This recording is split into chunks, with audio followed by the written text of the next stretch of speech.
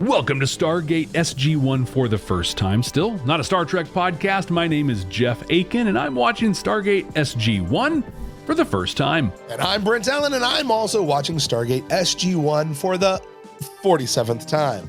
But for the first time, I am going through this series looking for what Stargate is trying to teach us. Those sci-fi messages, you know, those things that hold up a mirror to society, give us hope that things can be better in the future, or just plain tell us how to be better human beings to one another. This week, Brent, we are watching Seth, which is the name of my boss, and I think this is going to be an episode dedicated to him. We're just going to see awesome leadership happening, supportive stuff, people doing great things for their teams. This is just going to be a reflection from like 1999 on my boss here in 2024 as we record this thing. Totally makes sense. Well, July 2nd, 1999, to be exact, which was the original air date of this particular episode, second episode, season 3, Seth. And I mean, Jeff, you absolutely nailed it. Boss, great leadership stuff. Yeah, there you nailed go. It, man. You got it. I don't even know why we need to watch the episode now. Go as high level as I possibly can. I'm going to get one of these right someday. Well, hey, listen, I really want to encourage everybody to make sure you stick around because I've got some really cool kind of behind the scenes stuff for this. And it's not really behind the scenes, just other things. We've got guys, I want to encourage everybody to make sure you stick around for the talk at the end because there's some fun information to share about this episode. But with that, Jeff, it is time for us to go watch this episode. If you're joining us for the very first time, first of all, welcome. You're amazing. You're awesome. Thank you so much for joining us. While you're here, please click subscribe, whether it's to the YouTube channel or the podcast feed you're listening to or wherever you happen to be. Hit subscribe. Also, please leave us a rating and review. And the way this is working is Jeff and I are going to watch this episode right now for the very first time. If you're hanging out with us on YouTube, you're actually going to get the video of that. It'll be chopped up and all that kind of stuff, be YouTube compliant. However, if you want the full unedited version, head over to patreon.com/ByNerds. And you guys can catch that one over there. If you're listening on a podcasting app, you're about to gate into the future. You're going to catch us after we watch the episode. You're going to hear my first time reactions. You're going to hear any of the sci-fi messages Brent found in this one. And I am eager to build those memories so I can give you that reaction. Brent, let's dive into Seth. Let's do it. Nothing weird sounding about that. Oh, Jeff. We need your help. You need our help. With what? Let's just call it a gold hunt. Gold? Go old. Okay, gold hunt. Look at this pyramid here, Jeff.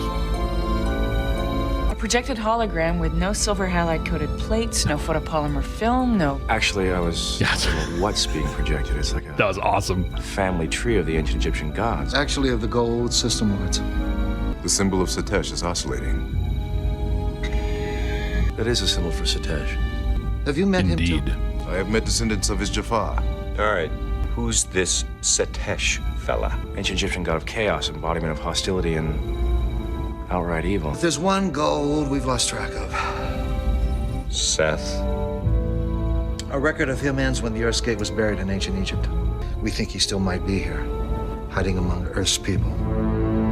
Bum, bum, bum. I feel like this and Into the Fire, like they're doing such a better job, even out of mind, of that big cliffhanger out of the cold open.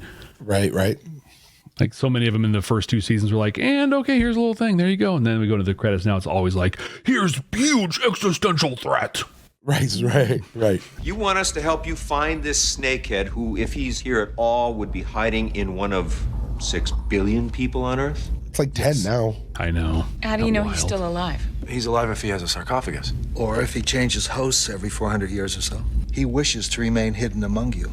Kind of gives needle in a haystack a whole new meaning. Second episode, they've used that metaphor. I know it's a long shot. Not necessarily. In a row. Remember, Satesh is a Gould. Yeah. As a Goa'uld, he will never lose his thirst for power. And they do have a pretty common MO for getting that power, False religion. which shrinks the proverbial haystack considerably. Do it. Shrinks the haystack, just find those religious yahoos, and he's probably one of them. So, Dad, you... Your father has an unresolved issue here on your planet, and frankly, it's beginning to irritate me. Yes, your father's a proud man. He refuses to seek out your brother and mend their relationship. So I'm going to do it for him. Well, Mark isn't exactly rushing into my father's arms either. Even when we thought Dad was going to die, he wouldn't take my call. It hurt your father deeply when his son didn't come to him on his deathbed. Because the creature represents Satesh, the helmets of the Satesh Guard have continued to be the source of many jokes among the Jaffa.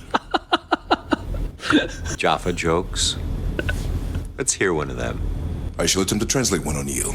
A serpent guard, a horse guard, and a Satesh guard meet on a neutral planet. It is a tense moment. The serpent guard's eyes glow. The horse guard's beak glistens.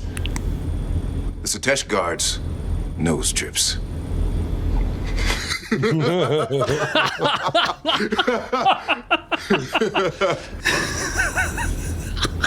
He loves it.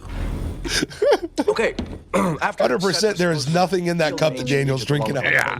A similar god showed up Dale just walks away. He's like, well, similar crashed on that stories one. and domains, another fictitious animal representation. A new cult arose in England in the early 1800s. The cult had an enigmatic leader named Seth. They were constantly under attack by the Christians then, and this is the important part. Seth's worshippers, all of them, were found dead, having slit their own throats. But Seth's body was never found. Guy liked to leave a lot of dead bodies behind. Did you lose the scent there? I thought so, until on a whim I did a search on the U.S. government classified net in case the CIA had a record of something somewhere. And guess what came up on the ATF page? A cult whose leader is named Seth, just north of Seattle. Right where we happen The to ATF are film. investigating him now because they become so heavily armed and fortified. This guy has about 50 followers who are all apparently ready to die for him. You mean to say you actually found this guy? How do we know Yeah, he's our it's the goal? World Wide Web. Jacob, come on. The programmed ex-members of the cult describe Seth as having magical powers and the ability to heal. Several independent reports have stated that the cult leader can make his own eyes glow. Sounds ghoulish. Name's Jason Levinson, camping out here the past month, hoping to catch a glimpse of my boy Tommy. At least know he's still alive. We've been in there 9 months now. Your boy's in there. No, you've got that wrong. My son isn't in there. That'd be wild if he was. Coming up from the 619 to join the You cult. tacked on to There you go. get my boy out at the same time as his. You help us, we might be able to help you. I'm with you, sir. A couple Uzis. Anyone think Uzis, that's they a observed 90s the thing to requisite say. 15-day waiting period for those weapons? Sir, they're sidearms. Zach Say there's Guns. a glow there. Oh, hi. Wondering when you folks were going to show. We got bets. I say FBI, they say ATF. Special Agent James Hamner, ATF. I wonder how that, how do you call in we're with the Air Force. We are taking authority over everything here. We got this. This is under our jurisdiction. We can't tell you why. Galactic Tell me what security. interest the Air Force has here? That would be classified. You guys special forces? Also classified. I was talking to your commanding officer, Colonel. He's right. It's classified. So what do you plan to do? Surround the compound, negotiate, try to get him come out peacefully. You have no idea what you're dealing with. And I suppose you do. Kind of Yeah. Matter of fact, Great, then why don't you tell me? Can't. It's classified. classified. Classified as well. Fine. Well, I'll tell you what. Can we assume some kind of brainwashing is going on here? It's probably Nishta. It's a biological compound that once inhaled infects all tissue in your body, including your brain. Can it be reversed? Nishta does have an Achilles heel. Once its effects are reversed, it can't reinfect a host. They become immune. okay, well, how do we reverse it? There's only one way. An electrical shock. Strong enough to kill the organism, but weak enough not to kill the host. That is why it worked when I shot Rack with the Zatnukatel. Then we go in with Zats. Well, it's not going to be very covert. That way. Literally shoot everyone with his Like I axe. said, any Yeah. kind of frontal attack is going to be a problem. Daniel's right, sir. Besides, with all the firepower he's got, we wouldn't stand much of a chance anyway. Airstrike. Zach Gun airstrike. Flyby. Pew, pew, pew. Right. Hamner, I just got off the phone with the president. Of the United States of America? Sweet. How's he doing? Seems to have a thing for you. Yeah, isn't that weird? You know. In fact, I'm to issue you an emergency special agent credential. He's put you in charge of this operation. Excellent. My first order of business. Get me one of those cool jackets. Extra large. Double XL if you got it. You want to tell me why the Air Force cares so much about this cult? It's classified. How many? Way out, send my team Bro. in. Right? Your team. Do you want to tell me about this? No, but- No, I don't. It's classified. Colonel. Well, why don't you tell me about Alien this? Scientists. This Seth guy got some kind of secret weapon you don't want the world to know about. Something like that. This dude's just pushing, man. Yeah. All right, listen. Since you have clearance, I'll throw you a bone. Seth and his boys got their hands on some top secret technology that we would prefer not fall into the public consciousness just yet. Comprehend? Yeah. Good. Now I know some cool stuff. I'm satisfied. Classified. You got it. Thank you. For example, many Egyptian leaders built their compounds with underground escape tunnels. That is correct. Apophis had them built into his facilities. Okay, so we should do a perimeter search outside the fence and look for those tunnel entrances. That's a lot of territory. We'll have Mr. Hamner's men help us. There you go. Go look for some holes. So while that's on pause, something I was going to say just a second ago before I got distracted. It's getting taken care of. Sorry. Can you imagine just being on your job? You get a call from the president of the freaking United States of America. Right. It's like, and you're going to say, are you sure you want to do that? Honestly, jurisdictional rules are clear, sir. Like he's arguing with the president. I say credit to dude. Credit to dude, you know? I mean, he's not wrong, you know? You don't just like, oh, you have a title, so I'm going to lay down and just do whatever you say. You verify. You're the president. You know, do you ever see Crimson Tide? You verify those orders. Yeah, but when he verified, he's hearing his voice. Yeah. It's like, yeah, cool. Just so you know, I want to make sure you have all the information. This is actually kind of against the law. Yeah, I don't care. I'm the president. Okay. You just say it. You don't have to like, you know, plant your flag in there, but you say the thing. I think he did the right thing. That's fair. That's fair. All right. Also, he totally kept his cool. Like, he should have been like a little like, president. That's what that. I would not have kept my cool like that. No. Actually, I probably would. We've got a point of entry, now what? As soon as we get near anyone on the inside, we could get compromised and shot. Or worse, we get dosed with that organism and all of a sudden we're working for Seth. It won't work on me or Tilk. How do you like Daniel's haircut there, Jeff? As soon as you're within 50. Yeah.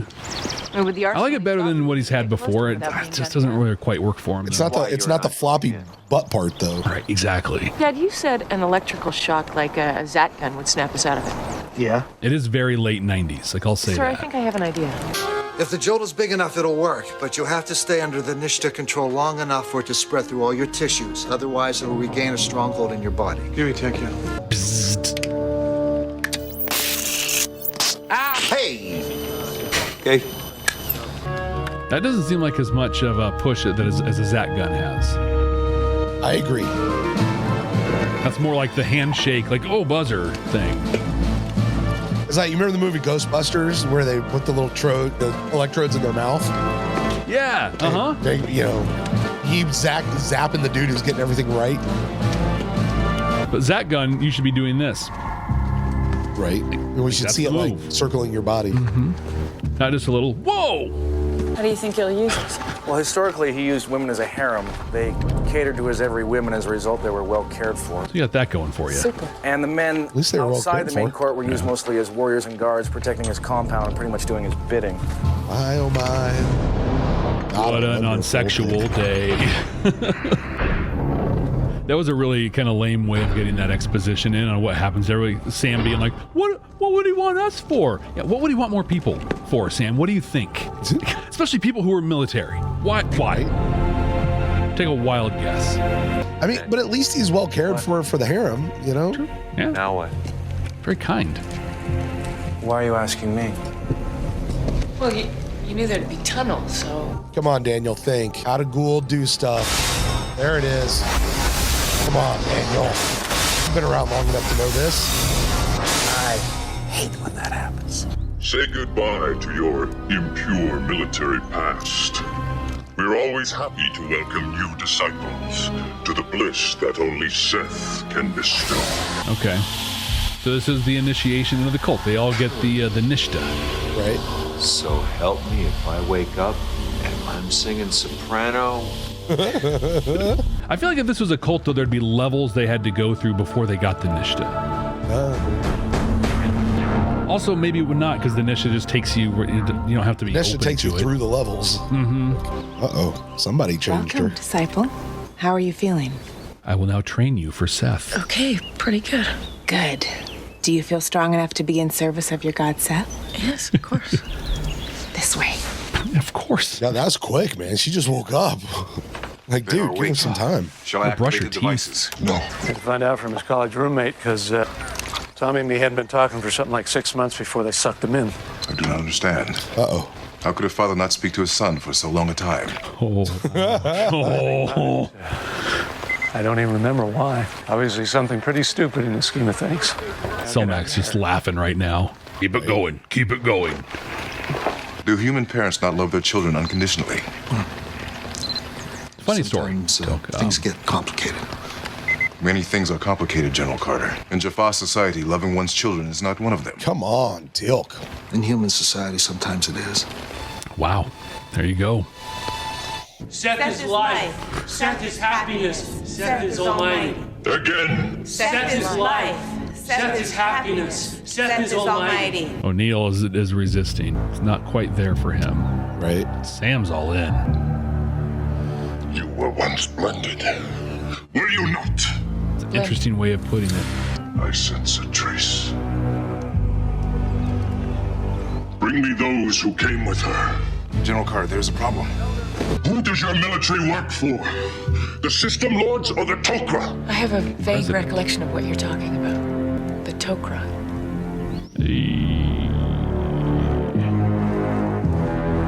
No choice. Do it now.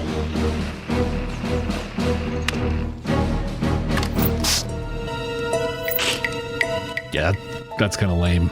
Yeah, really should be a little bit more. We work for a programmer who hired us to come remove one of your disciples. But now we are enjoying the bliss that is Seth. Right now they're trying to make us think it didn't work. How is it possible that you enjoy the bliss when you are able to lie to Seth? Oh, awkward. The impure forces that you have prophesied are surrounding the compound. Take them and kill them. It's totally a TV thing. It's why take them and kill them. Just kill them. Well, he can't sully himself. He can't have that.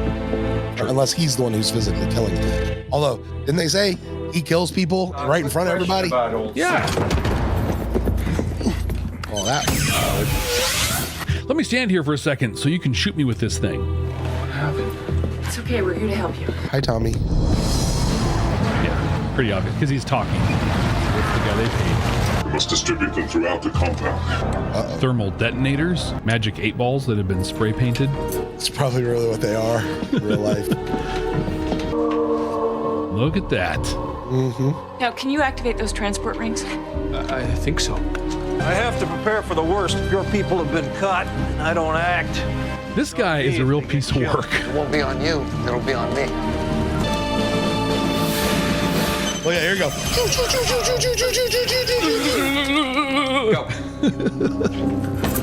Well, they all recovered from that zap pretty quick, didn't they? Well, it's just one shot, you know, and they hit the Nishta, not make them. sure they get out of here.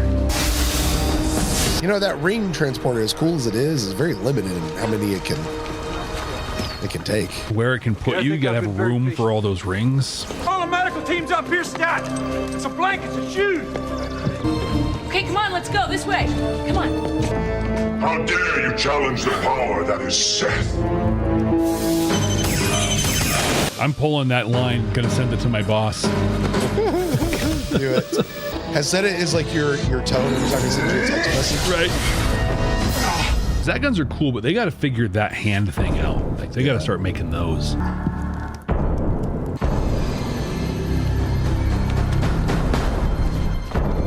You know he means business. He's taking his jacket off.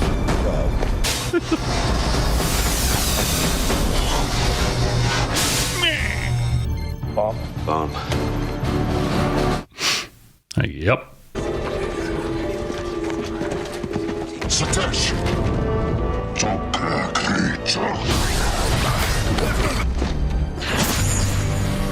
Ooh. Dad. That was the I am your God. Your father will survive. Stop Seth. How? I Shoot him. control this. You have the will within you. You have Joel and R. Do it. There we go. Go, Sam, go. Go, Sam, go. If that works for her, she needs to never not wear it. Hey! Yeah! Get it, Sam. Just because my reproductive organs are on the inside. Look what I have on the outside. Boom! Iron Man, eat your heart out. Dude, that's awesome. Just drove him down like that. That's sweet. Now she's tasted the power. She literally buried him. Yeah. You killed him. Hail Dorothy. And Wizard of Oz right there. Really should have been the thing we counted. Uh-huh. Too late now. Well, not really, but it's a lot of work to go back, so. Yeah. We'll do that on Stargate for the second time. Yeah. Which we'll cover in like 10 years. 2063. Oh, where are they, Jeff? They're in San Diego. Now think about this for a second. This dude is Mark, right? Mark heard Dad died. Pretty warm welcome for a dead dude who just showed up. He's an extra, Jeff. He can't talk, or they got to pay him more money. Fair enough. All he can do is hug and smile and nod and show a moment of forgiveness. Unpaid extras don't shake. Unpaid extras hug.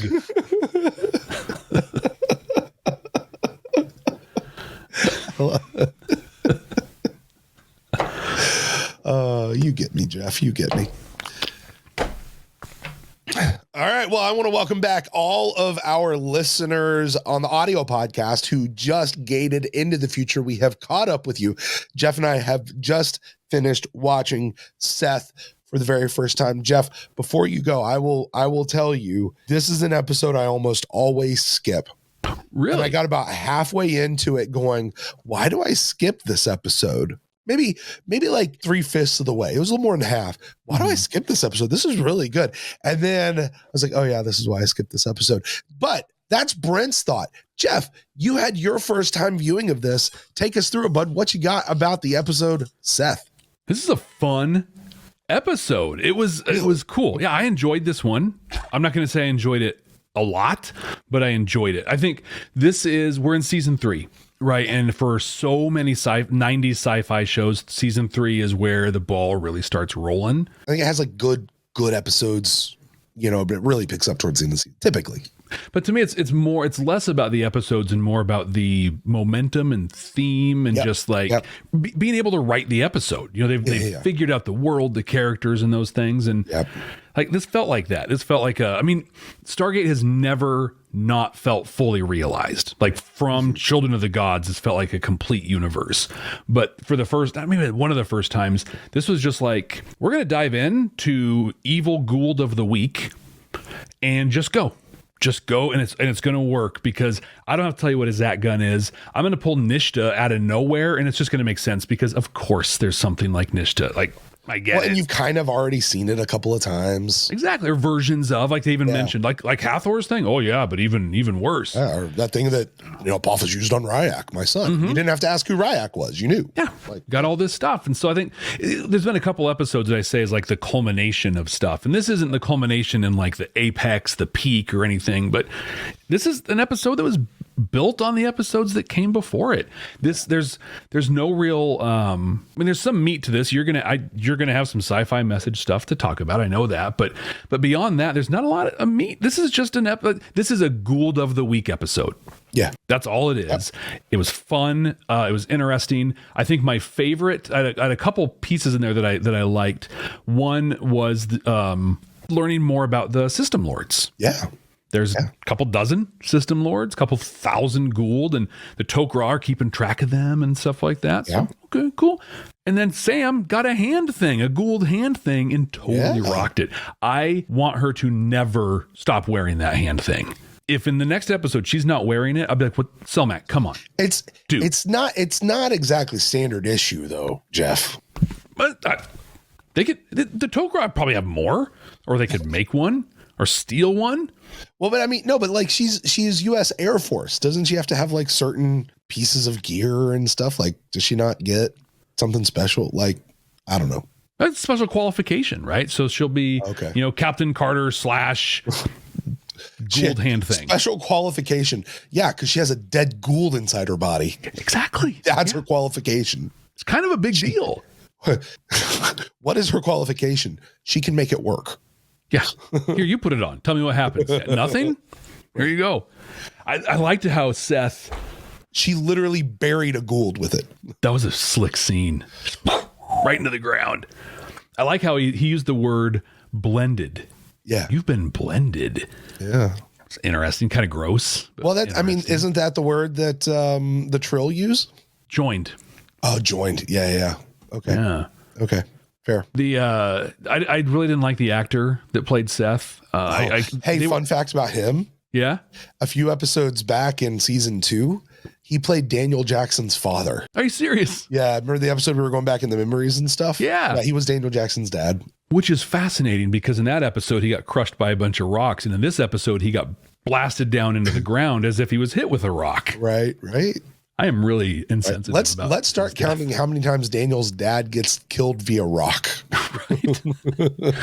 2 for 2 so far. But yeah, I could tell what they were going for with him. And he just, I mean, he wasn't bad, but it was just like, oh, you got the 50 Cent version of the guy you were looking for. It was okay. But yeah, no, it's an enjoyable episode. I wonder why, because Daniel, they're talking about this guy. So his name at first was Satesh.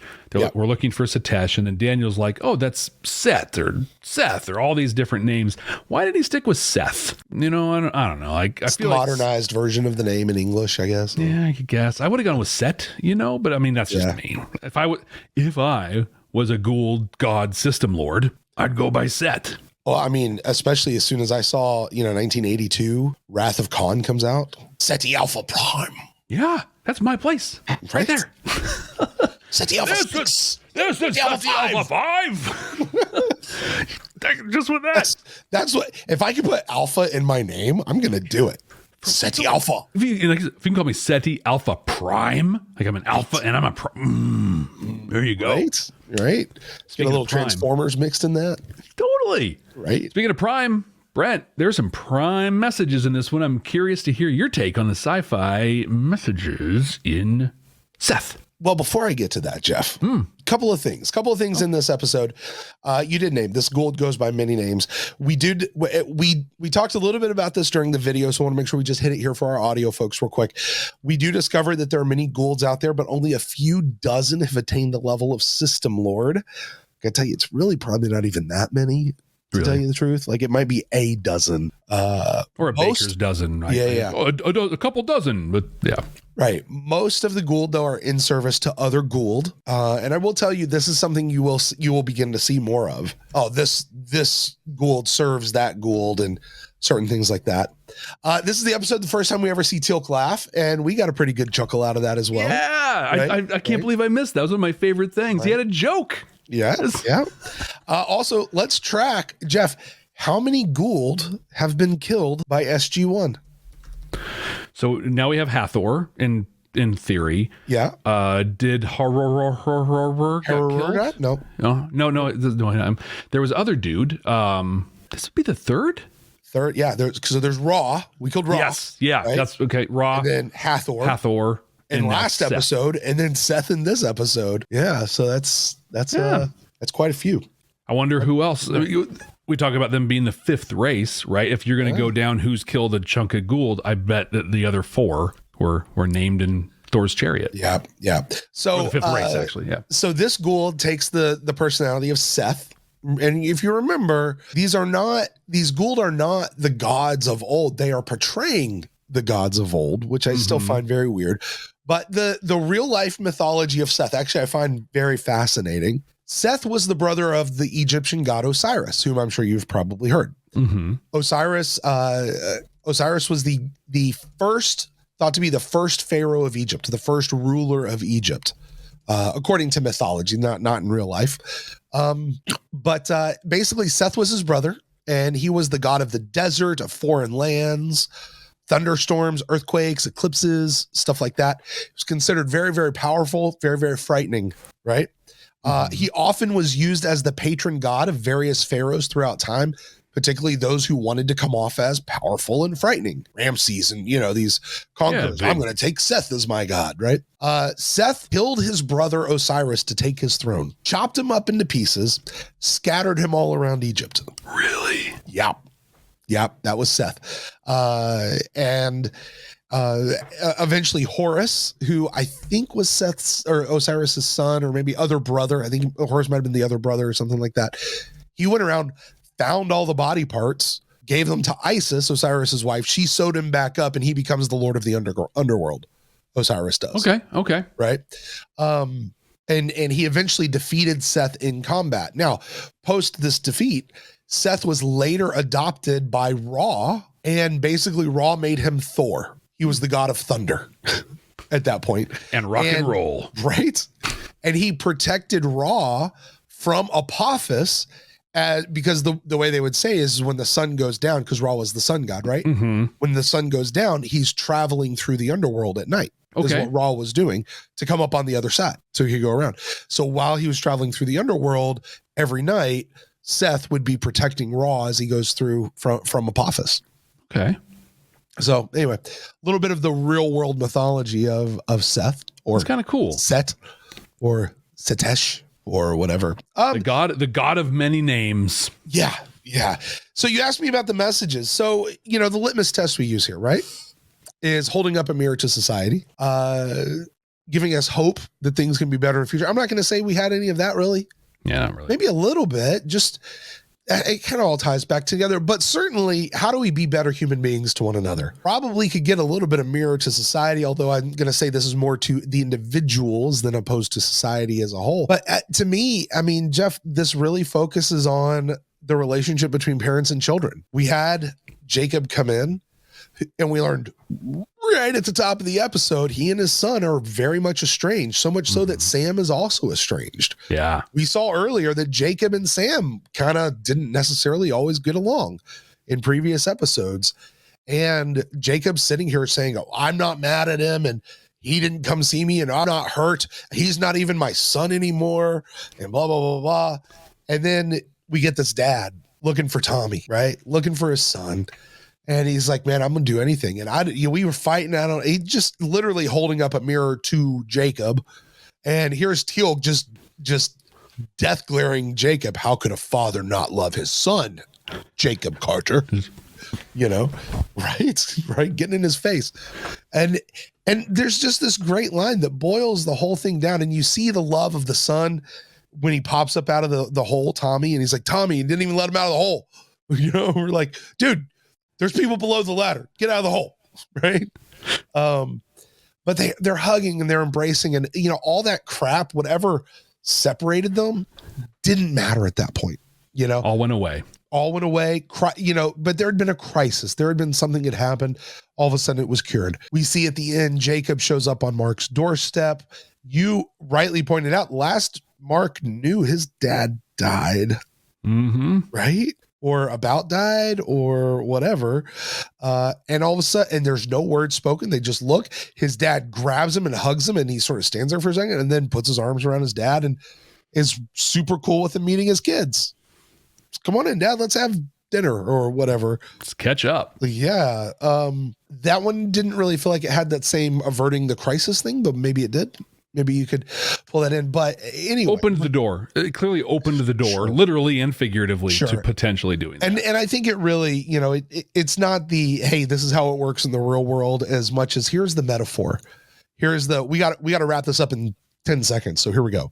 But Teal'c says the line. He says the line. He says, "There are many things that are complicated." I'm going to paraphrase what he said. He said, "There are many things that are complicated. Loving one's children ought not be." Yeah. Wow. Wow. Like, talk about wisdom right there from the mouth of Teal'c, man. Sometimes it is, as Jacob said, but it ought not be.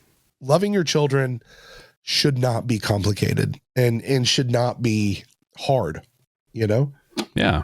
I say that with the understanding that there are lots of viewers out there right now. There are lots of people who are listening to my raspy voice go, "Yeah, but Brent, you don't understand what's going on between me and my kid. Yeah, but Brent, you don't understand what's going on between me and my dad." Look, let me tell you what, the last 2 words my biological father ever said to me, I sure do, was "F you." Yeah, that's right. It's the last 2 words he ever said to me. All right.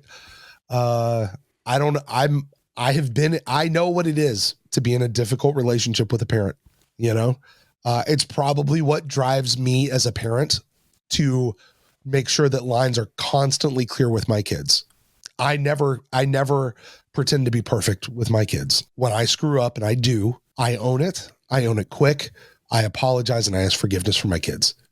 So we can move on and come right back to being good. And you know what? I'm fortunate enough and I'm very happy to say I have a great relationship with my kids. You do. You know? And I love those two. I really do. I love those two. Everything in my life really revolves around those two. You have super cool kids. Like they're great. Cool. They are cool. They get you have most a great of that from family. their mom. They get most of that from their mom. Let's just be honest. That's my nice way of saying it. You have a really great family because your wife's really the star of the show. She really is. She is amazing. But the truth is that I keep those short accounts because of what happened with my dad. You know what I mean? Like I'm intentional about that. I understand that things ought not be difficult, but I can say this. Throughout my entire life with my biological father, I always wanted a relationship with him. Yeah.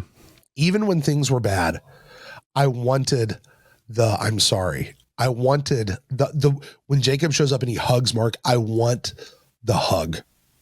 And literally, that's all it really needed to take, you know? Again, I'm not speaking to everyone's situation out there. I know things can be difficult, but in the words of Teal'c, they ought not be. I'm not saying they're not. I'm just saying they ought not be. I don't know what it takes to find forgiveness. I don't know what it takes to extend. I don't know what it takes to get out there, but I think there is something that is deeply innate in the relationship between a parent and child that even when things aren't good, you want them to be. It is potentially the, dare I say, the easiest relationship to mend, or at least the most accessible relationship to mend. The easiest door to open, to use my earlier metaphor. Yeah, right? because it's still mom and dad. You know, my mom and dad are never their first names to me. I know for some people they may, but even when when Mark opens the door and he sees his dad sitting there, it's not saying, "Oh, hi, General. Hi, Jacob." It's Dad. You know what I mean? Like it's still that. So in that there's a hope in the future that, listen, if you're estranged from a child or any loved one or parent, there is hope that can be reconciled. You know what I mean? A mirror to society. Again, this might be more mirrors to individuals to tell us how to be better humans to one another. Go to them. Do the work. Do whatever it takes. It might require more than showing up on the doorstep and giving them a hug. Yeah, that's very true. Right? But do the work, because there are many things in life that are complicated, but loving your children shouldn't be one. Shouldn't be. And I want to be really clear that I'm saying shouldn't be. Well, I think I'm not saying they're not. I'm just saying and I want to dive in on that point because I think it's really important. I know people and very close to me who are in situations where it's not safe for them to be around their kids. Fair. Yeah. It's a real thing. Yep. And boundaries are important. And when I say safe, I don't just mean physically, you know, I mean, it can be emotional, it can be financial, you know, for a lot of people, but it puts them in a place where it's not safe. So, I mean, you're saying it really well. It ought not to be, but sometimes it is. I just really want to double down on, for those of you out there who have put up and are enforcing boundaries with your kids for these reasons, you're doing the right thing. Yeah. And what I have often thought, and this is kind of my take on the message there, is that doesn't mean you stop loving them, right? Like I think my opinion, the world according to Jeff, your love for your child should truly be unconditional and eternal. Yeah. Forever. Now that doesn't mean you have to like them. Right? Like love and like are different things. And so keeping that in mind, I can love them from afar with boundaries in place that protect all of us. Yeah. But that love is there. And part of that love being there means the door is never locked. Right? So I have these boundaries up for my safety, for their safety, people's safety. That's not a forever thing. It might be for you a forever thing, but there's always that chance, that opportunity that they can come back, become the prodigal son or daughter, you know, and come back. And frankly, that's what I'm talking about. There's always that one, like that particular relationship there. It is always the one that is, again, not the easiest, but the potential is always there. Exactly. You know, like that one. And I think that in generally that's shared from both sides. You know, and you, Jeff, I thank you for saying that, because you're 1,000% right. Having boundaries with somebody oftentimes is loving them. Amen to that. It's Loving them does not always look like opening the arms for an open embrace to just kind of come in and do whatever you want, but loving I dated a girl in high school that, Good catch. Yeah.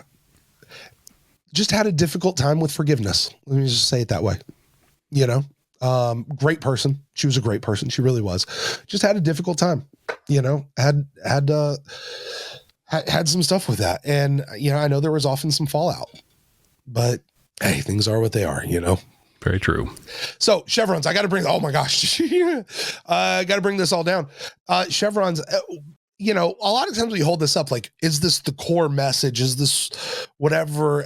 No, I don't think it was the core message of the whole show. Really? I will tell you. No, I don't. But I will say it was a thread from the opening scene literally to the closing scene. That's fair. So it carried through. It was the through line, I think, that made us care about this episode, because without Tommy, who cares about Seth?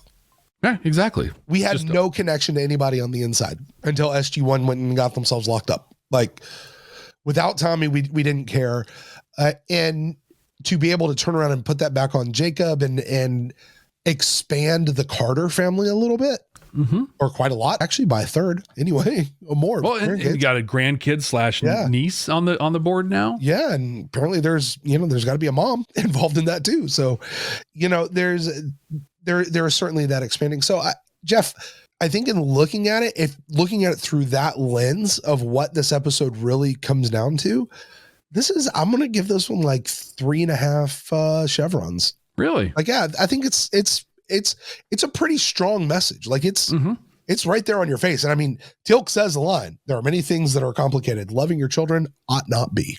So it's a little low, I think, for where I would have gone, but I think it's a fair rating. I think it was more than a thread in this. I think in a lot of ways, the Seth storyline was a vehicle to have Jacob and Mark reconcile. The whole existence of Levinson and Tommy was the prime mover to get, Jacob and Mark to have some reconciliation. I think that was the story of the episode. The Seth stuff was just a vehicle to get us there. Jeff, I think you're right. And, I think we talked about in the last episode, sometimes I'm still having problems with the 7 chevron scale. I'm going to bump this up to a 5. Yeah, I think that's great. Because I really do like, is it a 7? Like, this is what the whole episode was revolving around? No. But I do like it. Like I'm with you. Good point. I'm swayed. Now you sway me. Sometimes I sway you. True. Jeff, I rate you. Nope. Yep. I rate you rank. Where are you ranking this one in our season 3, 100% completely accurate and definitive ranking of SG1? We only have one episode out there right now. That number 1 episode is the episode from last week, which is Into the Fire. Jeff, where do you place this one? This is very easy. This is our new number 2. Into the Fire is going to be, that's going to be a tough episode to beat. I'm not going to lie. Okay. All right. They spent a lot of money on it. It shows. It was great. Yeah. I said, this is a good episode. I enjoyed it. This wasn't a great episode. Sure. But initial thought on is I'm not going to skip this one on a rewatch necessarily. Okay. It's number 2. And I'm going to go ahead and predict right now that it will not stay in the number 2 spot for long. I mentioned to you earlier, like, this is one I usually skip. And I was watching the first half and I'm like, why? It's right about the time, I think, when we meet Seth that I'm kind of like, oh yeah, the whole cult thing just, that's where it kind of, I don't want to say gets goofy or goes off the rails for me. It's just, Yeah, it kind of just becomes like between the cult thing and the over the top ATF guy, it becomes a little tropey. Tropey. That's a great word for it. But I will tell you, I very much appreciate the father-son relationships throughout this more than I ever have before, looking at it through that eyes. So absolutely. Good stuff. All right, Jeff. Well, that is going to do it for us here for the episode Seth. Would you like to know what we're watching next time? I suppose. All right. Oh, come on. Buck up, buckaroo. I'm just nervous about guessing again. I'm just like, I'm getting a little. Well, you should be able to get those things. I do think that the title does give this one away. Fair game. Fair game. Maybe it doesn't give it away, but well, it could be a hunting episode, right? It's fair game. Good. Yeah. The human hunting one, the Island of Dr. Moreau. Oh yeah. I bet we'll have that episode at some point. I don't think this is it. I think fair game. This is going to be the take me out to the holosuite of SG1.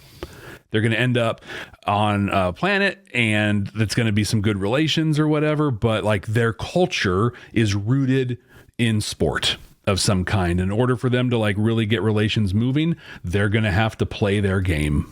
And it will. Just out of curiosity, who was the Gould that took this group over? That's a good question. I have no idea. Zeus, Olympus. Oh, there you go. Sure. Yeah. The Olympiad itself, right there. Right. Yeah. I think they're going to have fun. They're going to play some sport, and it'll be great. All right. Well, you're a good guesser, Jeff. Sure. Yeah. And we'll see. We'll see if that's what's going on right here next time on Stargate SG1 for the first time. Thank you guys so much for joining us. Hey, don't forget wherever you are to like, subscribe, rate, review, all those sort of things. It just lets other people know how awesome we are here. And not so much how awesome we are here, just this great community we've got built up. Don't we, Jeff? Amen to that. There's cool. Come for the Stargate, stay for the people that are here. Like the community is incredible. They really are. Really are. We're just like the window dressing. The real stuff's inside. Absolutely.